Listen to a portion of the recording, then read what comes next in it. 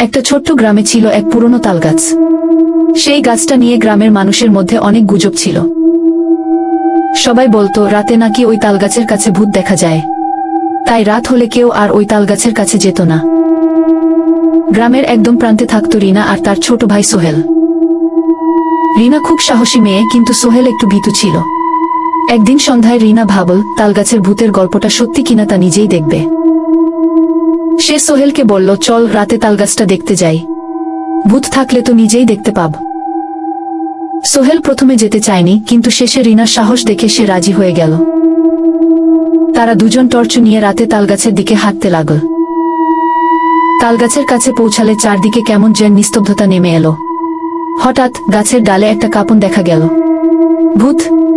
ভূত! চিৎকার করে উঠল সোহেল, আর রিনার হাত শক্ত করে ধরল। রিনা সাহস নিয়ে সামনে এগিয়ে গেল। গাছের দিকে